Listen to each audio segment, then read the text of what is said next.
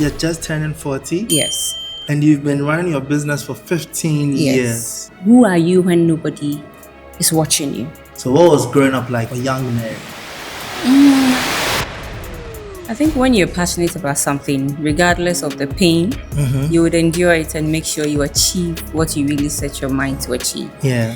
And it comes from within. Wow. There's a lot you can do if you learn to build systems. While I was in the bank and running my business was struggling. So I had to make that sacrifice to leave the salary or the comfortable space to hustle.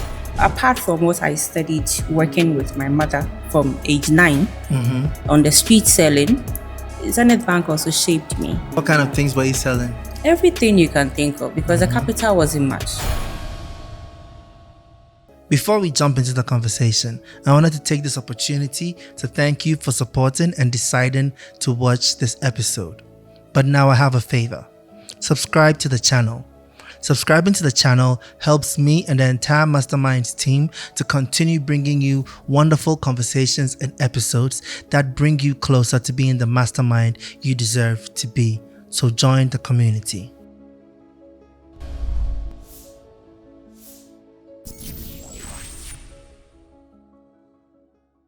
Welcome to the Masterminds Podcast.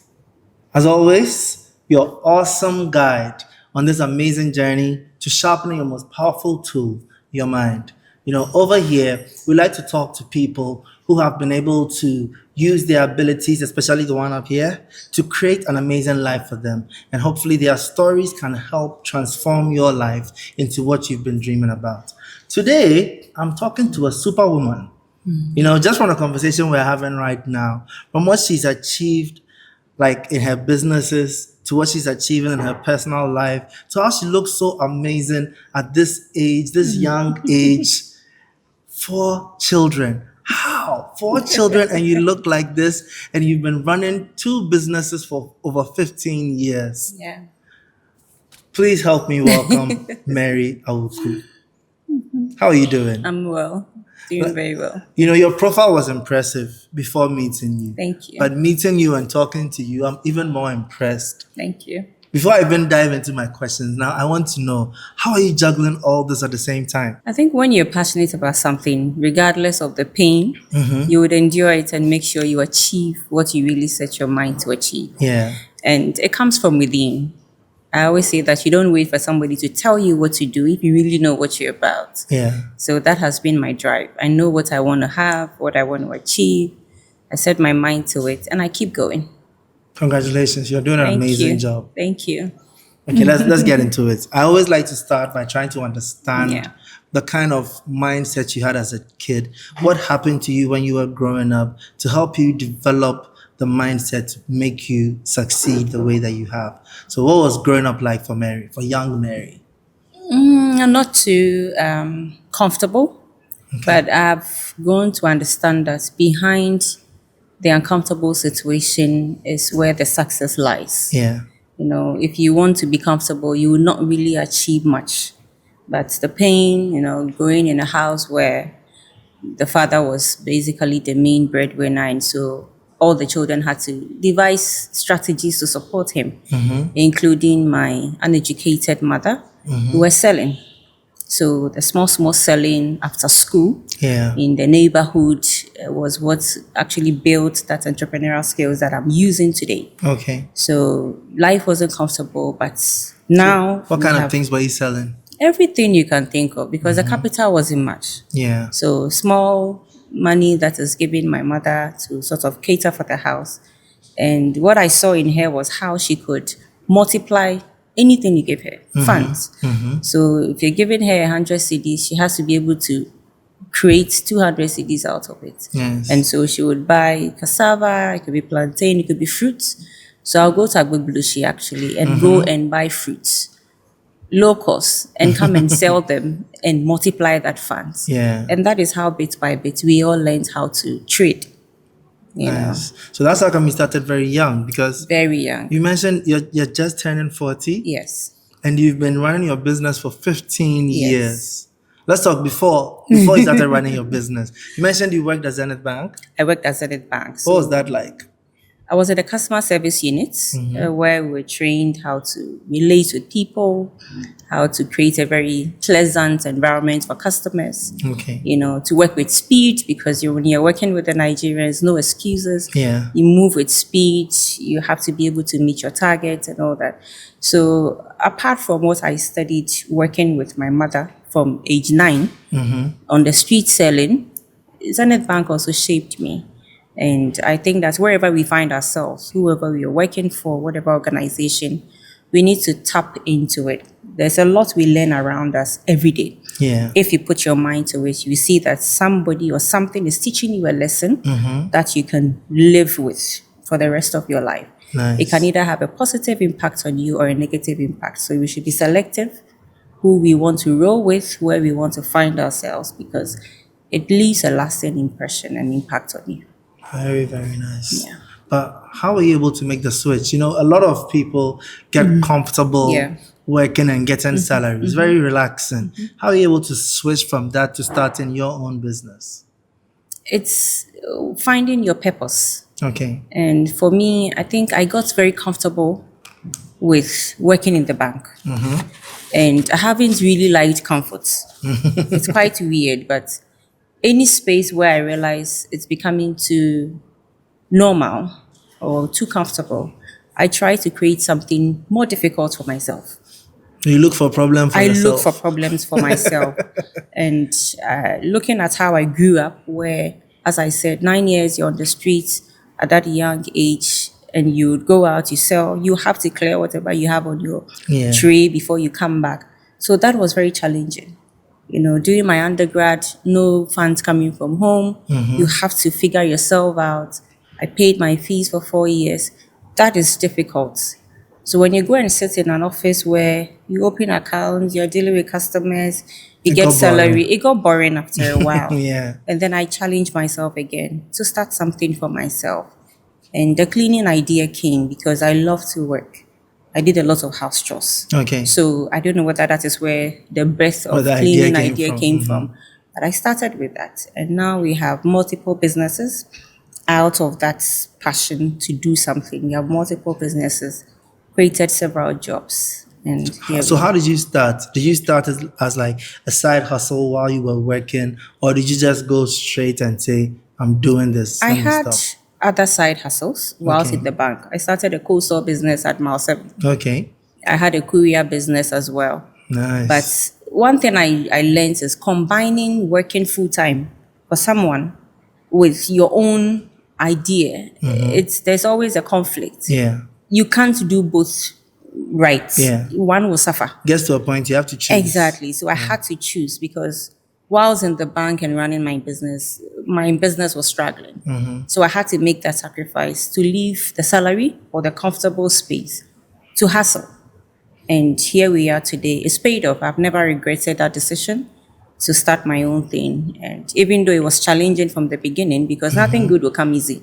At all. Today it's paid off and I haven't regretted that. I like decision. that you're saying that. So many people think that good things just happen. Exactly. Someone is watching you and looking at you being successful and think, oh yeah, it was luck, Anybody can Not do at that. all. Yeah. Okay, so you went from the cleaning company and 7 years later, Brain Hill. Brain Hill.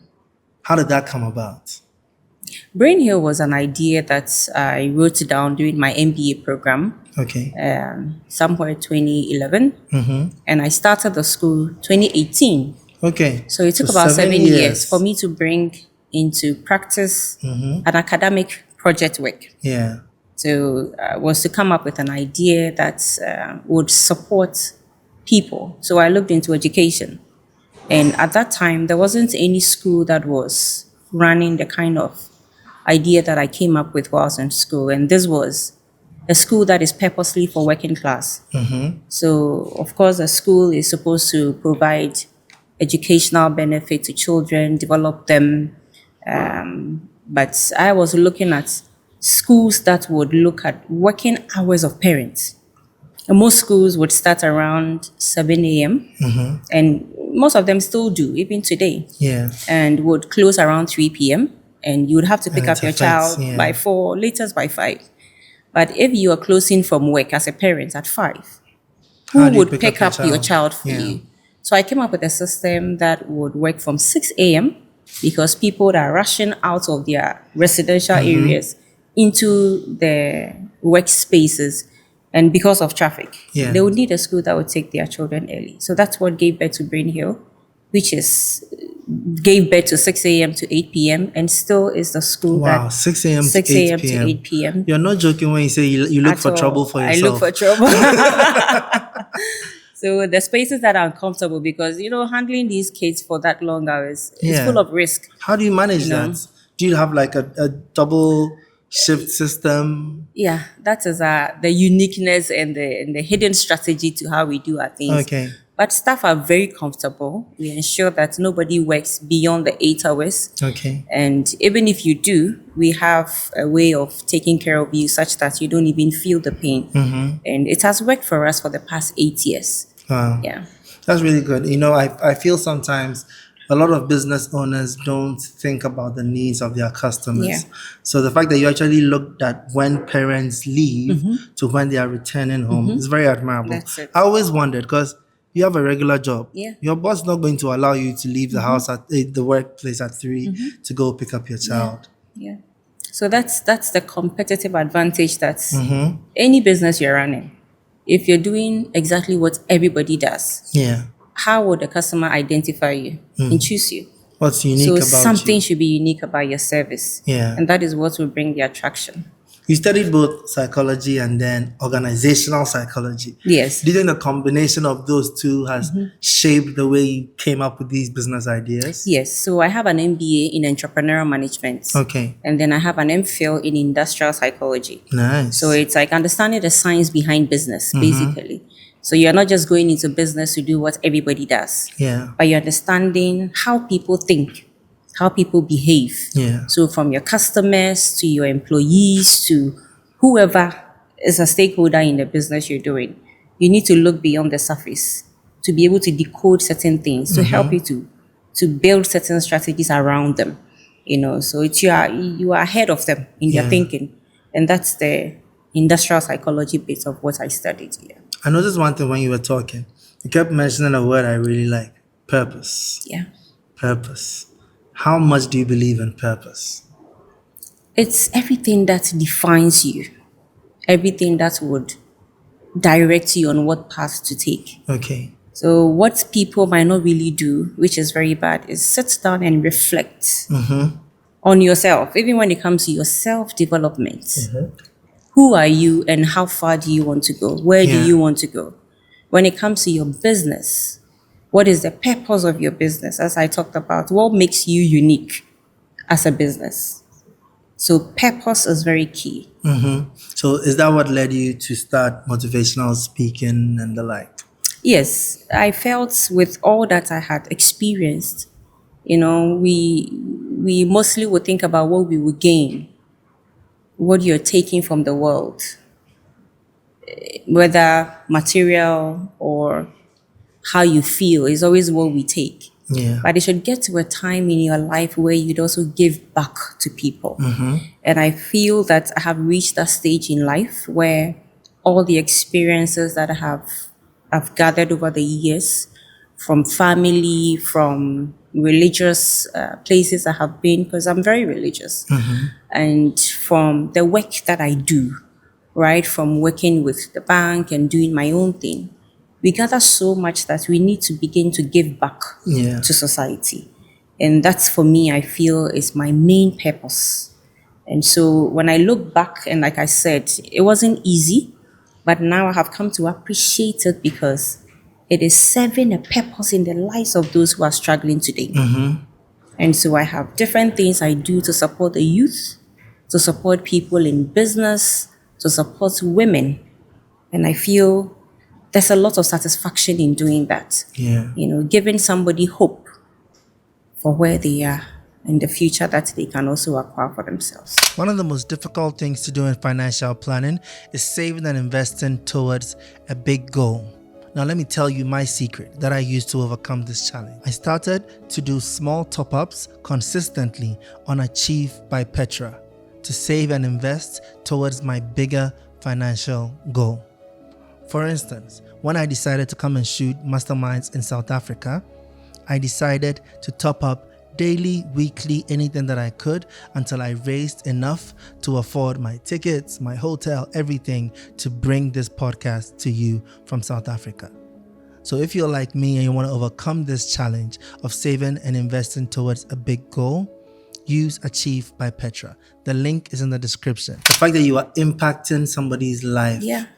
I always say every time I'm out there and somebody tells me how a particular episode or story I shared or a story a guest shared has changed their lives, it makes me feel I'm contributing to mankind.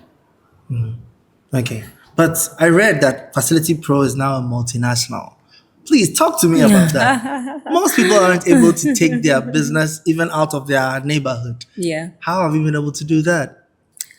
It's all about the uncomfortable situations I find myself in all the time. Looking for problems.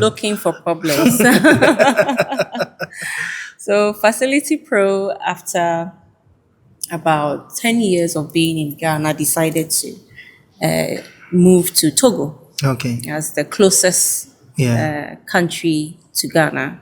And I did a market survey of that space to understand how they do their cleaning, fumigation, landscaping, and that is what we do best in Ghana. So going there, I noticed that they had some challenges. The market is not as big as Ghana, because a country of about 8 million population. So I went in there to start it.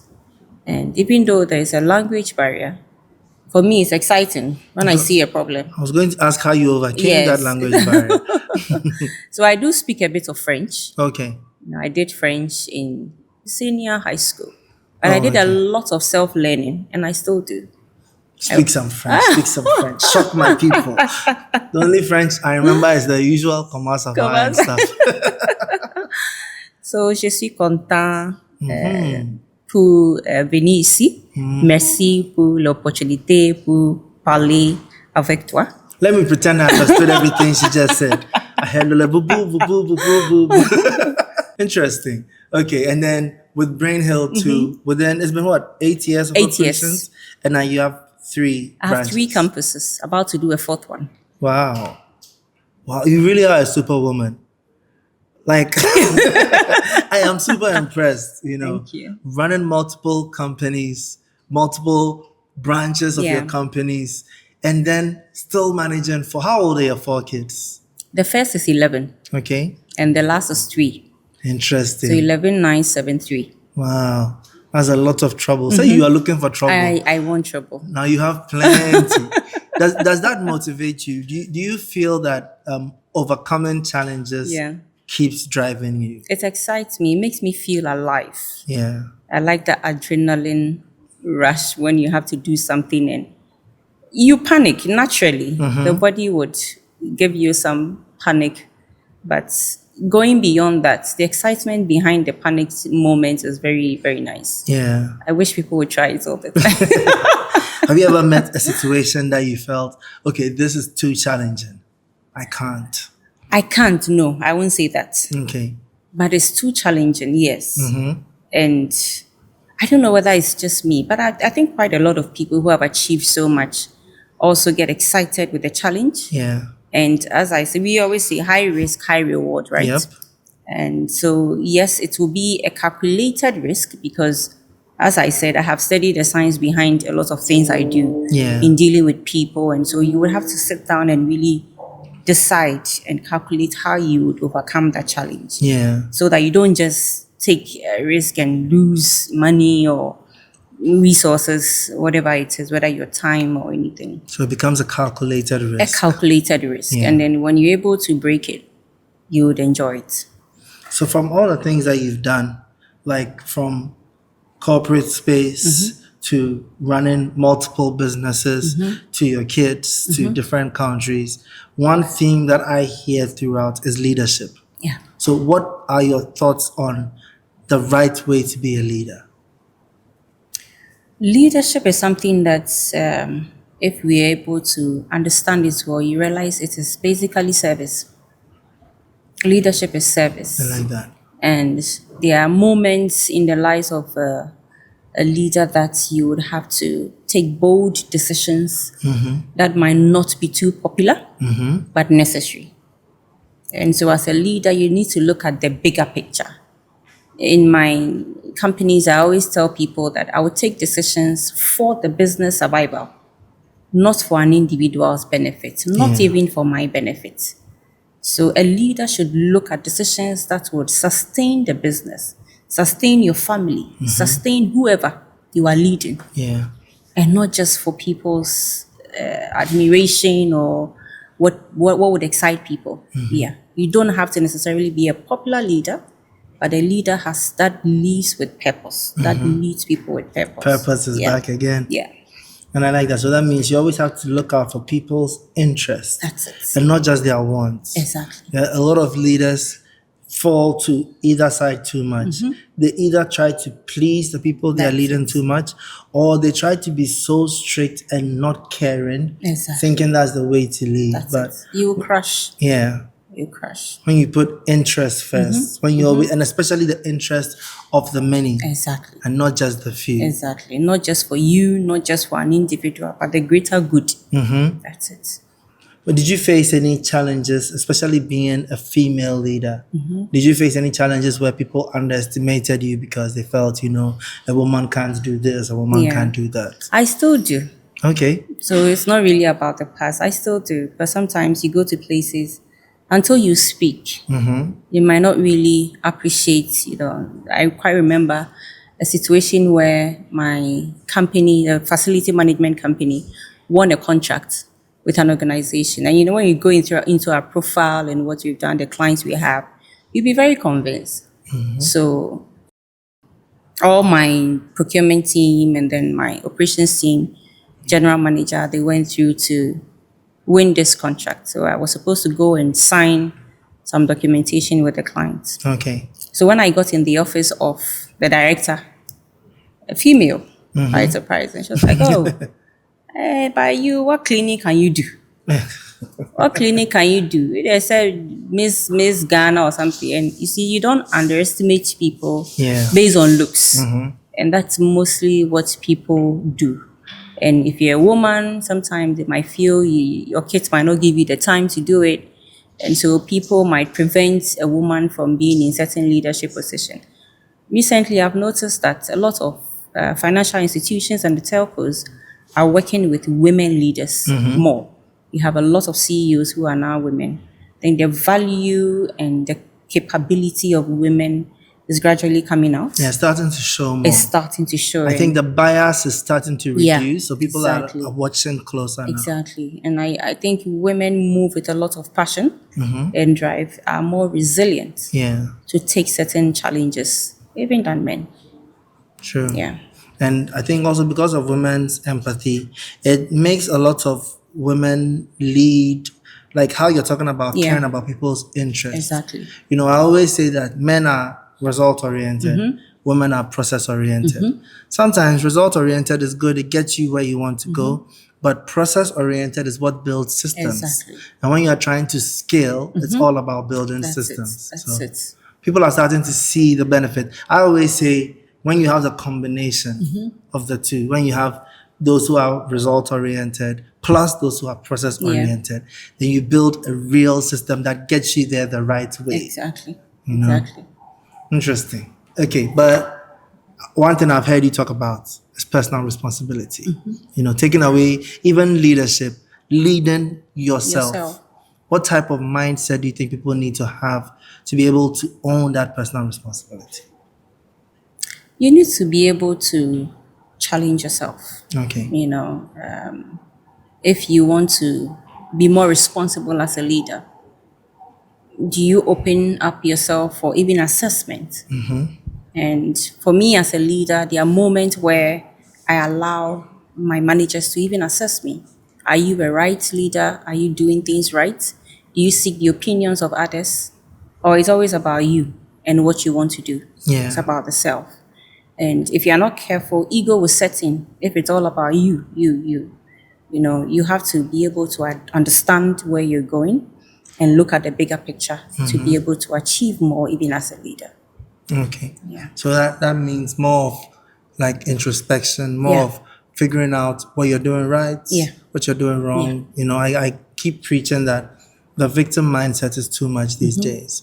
Everybody wants to blame the other party instead of looking at, okay, what can I do? Exactly. What did I do wrong? Like, okay, I had this big fight with my manager or fight with an employee. Yeah. What did I do to contribute Exactly. to it? And how can I prevent it from happening Yeah. the next time?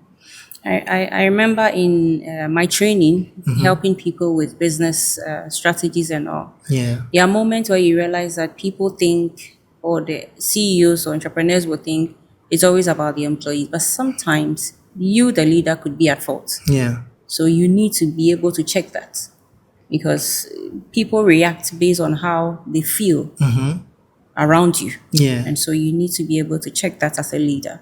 I'm actually even silly enough to think it's always the leader's Yeah. fault. And what I mean by that is, even if it's the employees, you chose the employees. Exactly.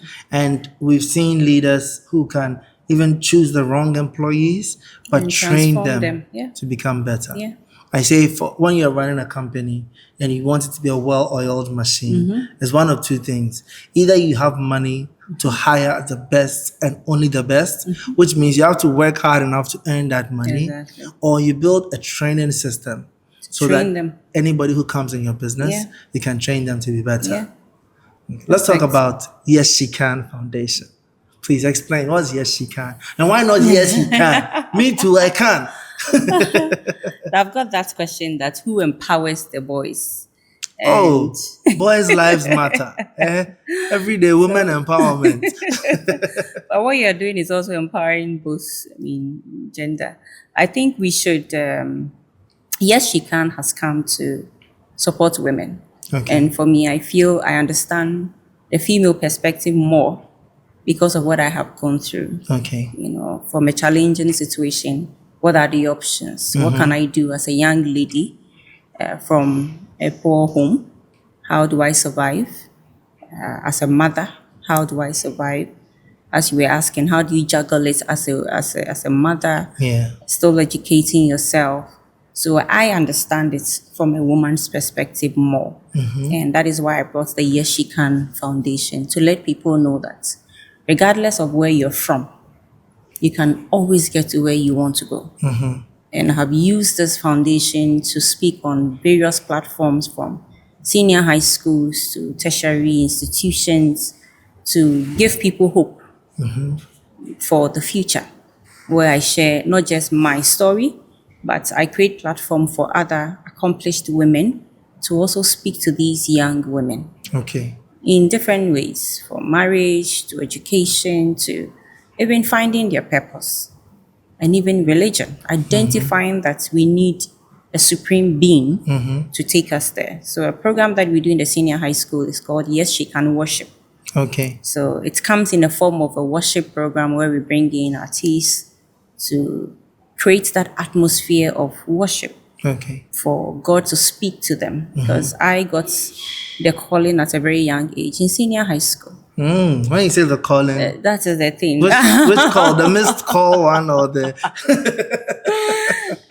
So I sort of saw today where I would be speaking to people and empowering people. Nice. So you can imagine how someone from a poor home who was even struggling to pay fees, seeing herself empowering people. How?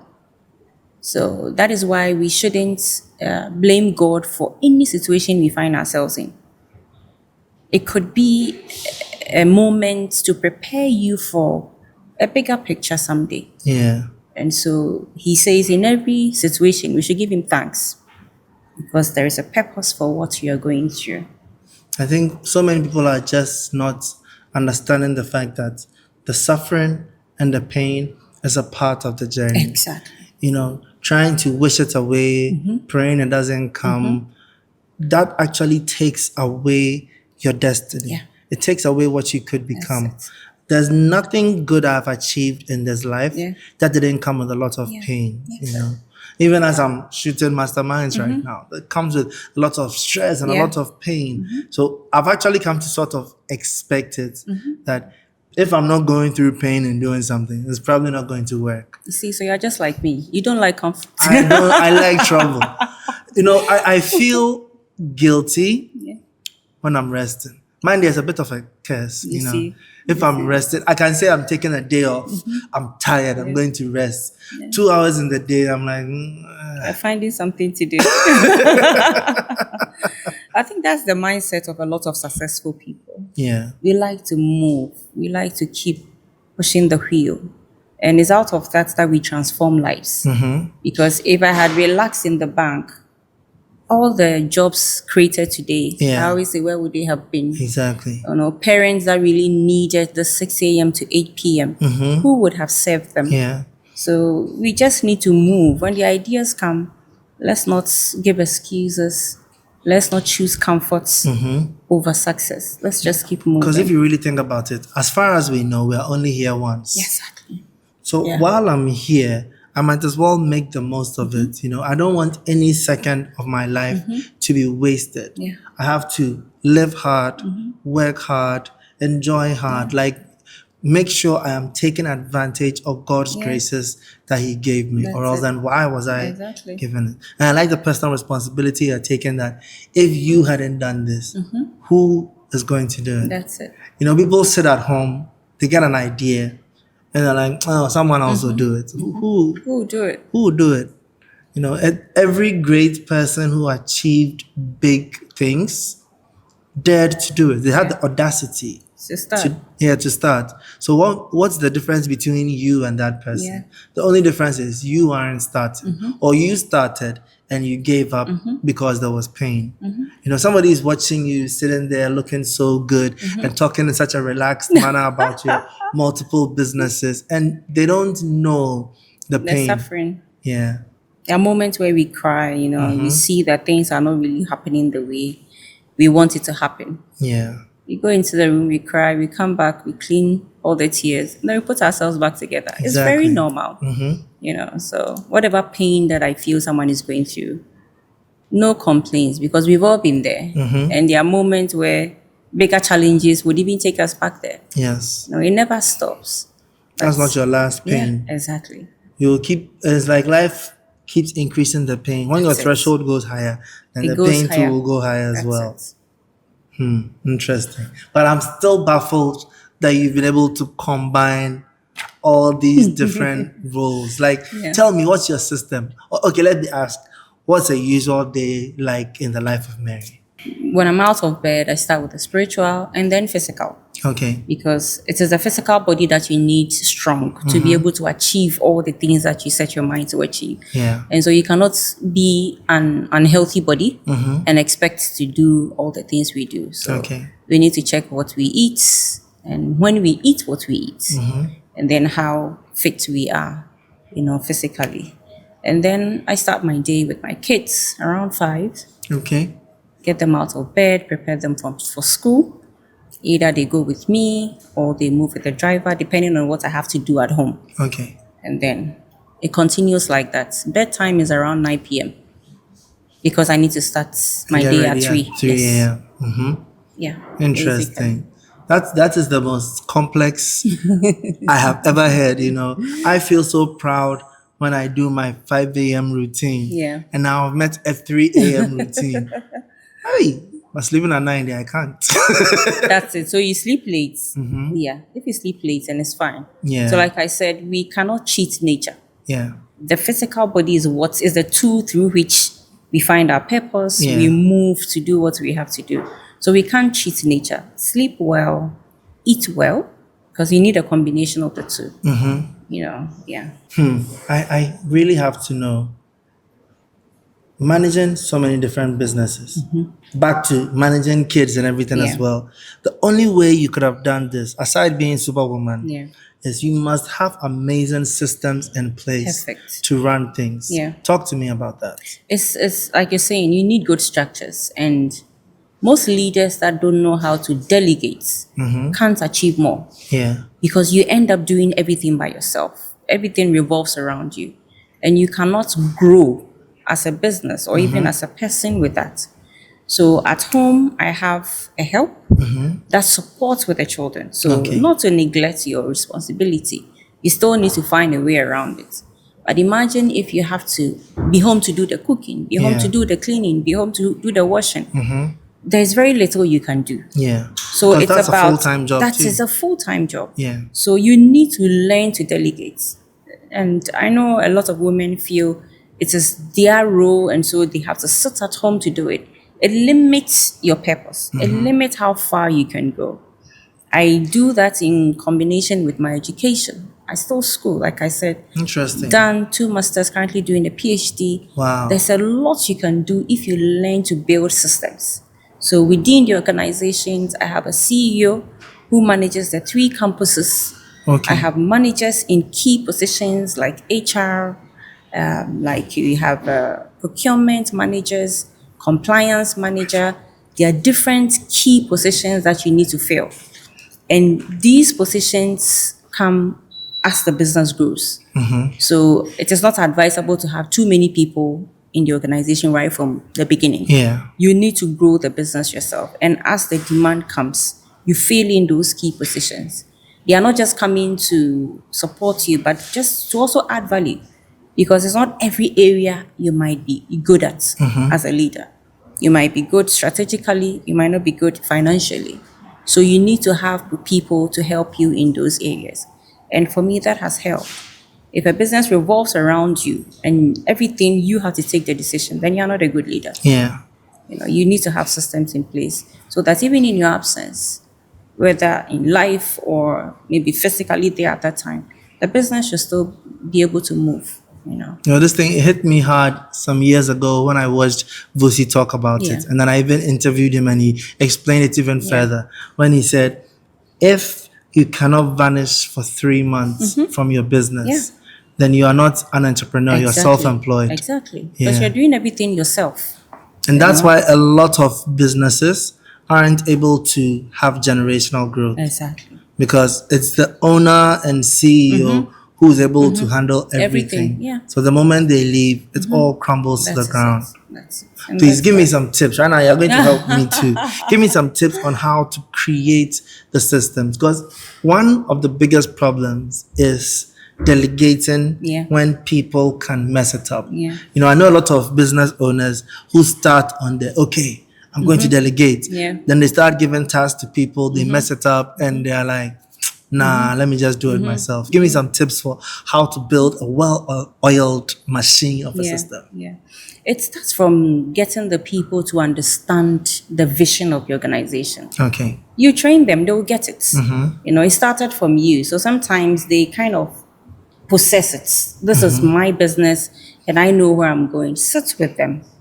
If you have even hired one manager, sit with that manager. Let them know where you want to send your organization. Yeah. It starts from explaining yourself and then observe them to do it. If you hire a manager and you are interfering, they would sit back and allow you to do your thing. So sit back, give them the opportunity, give them the benefit of the doubt. Observe where there are mistakes, you do the corrections. So you have that willingness to let go. But if all the time you are interfering, someone is supposed to report to the manager before it gets to you, and then you are jumping, going down the manager, it doesn't really help. So as you learn to deal with one manager, you realize that any new person that you add to the managerial team begins to work the way you want them to work. Okay. Every organization has a culture, and mostly the culture is built from the founder, how you do your things. So people come in and they begin to learn. Yeah. That is why I was saying that if the organization is not doing well, it's not always about the strategy. It's not always about the money. It's not always about the idea. It could be about you, the person, leading the organization. Yeah. So you need to be able to check yourself. Sometimes put your own self under assessment to see maybe you're someone who holds on to things, someone who doesn't take feedback well. People like that cannot build structures. Okay. Because it's always about what you think is right. But if you open up and you allow other people's views to count, you realize that they would die for the organization because you are not just self-centered. You're also giving them the opportunity to grow. And there are some employees that are even better leaders than the founders. Sometimes your purpose is just to birth the idea, Yeah. and others will run with it. Just let them understand where you're going, Yeah. and they would move with it for you. So it's actually not a complicated thing. Just allowing yourself to go and believing that they can. Sometimes the fear of they crashing the business is too much in us that Yeah. we don't give people the chance to prove to us that they can. And a lot of people can. Yeah. A lot of people may not have the ideas or the ability to come up with ideas like the founder did, but they have the ability to execute even better than the founder did. That's it. So many businesses that have lasted 2 generations, they weren't scaled up by the founder. That's it. The founder just had a very good, unique idea. And others run with it. Yeah. Because, scaling is a skill. It's a completely different skill. Starting a business is a different skill from managing a business, which is also very different from scaling a business. Yeah. I understand why you're doing masterclasses now. Tell me about the masterclass. So entrepreneurship psychology masterclass is something I started to help people to understand, as I said, the science behind business. Yeah. So it's not just something on the surface, but the people. And psychology, as we know, is the understanding of people's behavior. So all the people around you, all stakeholders, from your customers, your people, or the employees, are human beings. Yeah. So why do they behave the way they do? And it could be their environment where they grew up in, family, social norms around them.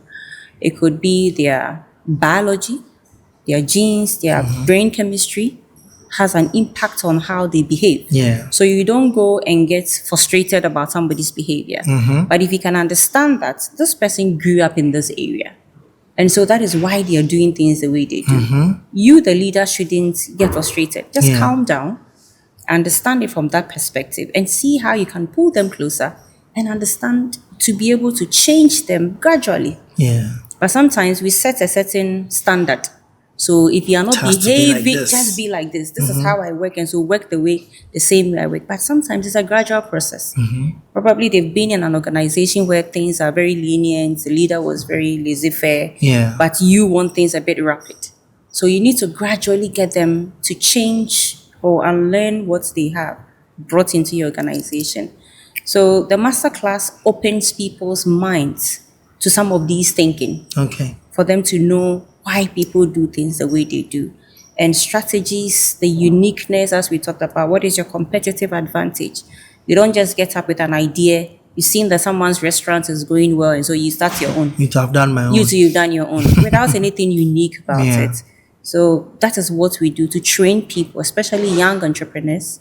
You started your idea, you don't have a mentor, but at least there is a masterclass you can come and learn. Yeah. So just as you're doing with the masterminds, they sit, they watch, and they learn a lot. And I noticed that it's difficult to have somebody hold your hand throughout your business, or at least for the first 5 years where it's actually very hectic and a bit confusing. It's difficult to have someone hold your hand because all entrepreneurs are busy. So it's not actually deliberate that nobody wants to help. But opportunities like this where you can watch and learn, you can come and join people to study, form networks, and share ideas and experiences. It's a good platform to grow people. I like that. You know. I'll come and watch your masterclass. Sure. Well, we'll call it Masterminds at the masterclass. At the masterclass. Perfect. Okay, but now I really need to know this though. How are you balancing ambition between all your success at work and then your success at home? When do you feel it's enough? Maybe let me concentrate on home. When both are necessary, I don't really know how to weigh it. You know, family is very important. Yeah. But the business is also livelihood for multiple families. So from how I see it, I wouldn't really put One my over the family other. first, because let's say you have employed about 1,000 people. Yeah. Multiply that by their spouses and their children. So you just need to have a good balance. Yeah. It shouldn't be so confusing. Have a good balance. Be at the family space and give them your time. when you have to. When you're at the office, you don't confuse that with, I have to leave regardless and go and take care of my family. You need to have a good balance. That is Yeah. why I say if you have the right structures in place in both areas, at home, the office, you'd realize that none is overshadowing the other. the other. Because you still can't do it all by yourself anyway. If you want to achieve so much, it cannot be all about you. That if you are not at home, the family is crashing. If you are not in the office, so just have the right balance in place and see both of them thrive perfectly. You have a very interesting mindset, because I keep hearing when you are talking so much personal responsibility, because I throw a question to you and your answer is always about what you can do to improve yourself to fix the situation. Whereas most people will blame the situation. Like if somebody has to choose between their ambition and home, they would normally just look at, but we have to put family. But yours is, I have to build a better system to accommodate for both. That's real leadership. What do you think though are the costs of leadership? What are the costs that most people aren't able to bear, which is why they either never get to leadership or they can't hold on to leadership?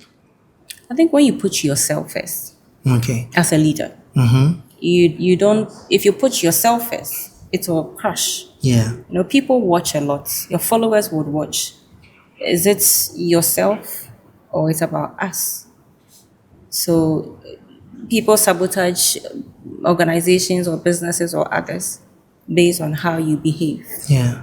And so as leaders, we should know that the eyes watching us is more than the eyes we are using to watch them. Yeah. And so every move you make will be judged by the people that are serving you. And so be careful not to lose it all. So leadership means service, like you said. Yeah. And service means sacrifice. Yeah. So the biggest cost of leadership becomes sacrificing for those you are leading for. I don't think most leaders know that. I think most people think leadership means others sacrificing for you. them. No. Yeah. And you're in the wrong space. Okay. One thing I've learned from the most in my life has always been mistakes. I say when I do something right, I feel it didn't teach me as much as when I do something wrong. Yeah. So what mistakes do you think you've made along the way that have helped build your mindset? This is what I always struggle to answer because I'm so calculative that I try to avoid mistakes or not to even make it get bigger. Okay. Maybe from the business angle, as I said, I was combining working full-time job with starting my own thing. Okay. But would I call it a mistake or a lesson? A lesson. A lesson, So it's about mindset again. Yeah. How you think, how do you see things? Do you see this as a mistake or as a lesson? Yeah. And so all those things about my life has made me who I am today. So I won't see it as a mistake. But as part of the journey, we are all blessed and we are all promised so many beautiful things by our Creator. But what He didn't tell us is how you were getting there. So it depends on how you see the journey. Yeah. If you see it as a mistake, then it's you. But if you see it as part of the preparation for the blessings, then it's how you see it. So if you have to walk to work every day, you can either see it as exercise or as suffering. Perfect. Sometimes people get down at Shiashi and to the boundary road where the school is. Yeah. And then they come in an Uber and I'm like, why don't you use it as your morning exercise? Exactly. Because you got out of bed, washed down, and you are here. Yeah. You're going to sit down for 8 hours or 9 hours. No exercise. You finish, you hop into a car, you're gone back. When you tell them to walk, you can't say, madam, I will sweat. So sometimes it's how you see things. We like comfort too. I keep feeling that most of humanity's problems have come from us looking for comfort. We keep developing technology to make us more and more comfortable. And then that comfort brings us more problems. More problems. Like if you really think about it, Yeah. why do we need to pay gym membership to exercise? When the way life was structured, we should have been exercising every day. But Every day. we keep trying to run away from pain. My sadness for the new generation. Oh my God, I'm now that old guy who feels sad for the new generation. When did this happen? But my sadness for the new generation is it's not being taught enough how pain and suffering is the most important part of the journey. Yeah. So the new generation is always trying to find ways to avoid Pain. the pain. And I always say it's very simple to succeed, but it's not easy. Yeah. If you want to be a macho man, you go to the gym. Simple. If you want to be rich, you save and invest. Simple. If you want your business to do well, you focus on it every single day. Simple. But all these things I said are not easy. So people have to be willing to sacrifice, to go through the pain, have a mindset of it doesn't matter how difficult the situation is, I will get there. That's as easy as ABC. Don't come for me. Don't insult me, guys. Like if you had to strip down leadership to one principle that you think is key for success, what would that be? Key for success. 1, integrity. And as I said, people, the eyes that watch you are more than what you can see. Yeah. And so on any platform you find yourself as a leader, it can even be at home. As a mother, where your kids are watching you, you are their leader. You need to be able to build integrity and let them understand who you are and pick something positive from your life. So I have deliberately trained my kids to be very independent. Okay. You know, because life can throw any challenge at them at any time. Doesn't matter how comfortable they are now. Anything can happen tomorrow. Yeah. So you need to be able to train others that are watching you. And integrity for me is key. So what do you define as integrity? The trust. Who are you when nobody is watching you? Exactly. Can they trust you? Yeah. Can they believe in you? That is it. I like that. Yeah. Mary, I honestly really understand why you are where you are. It's because of who you are.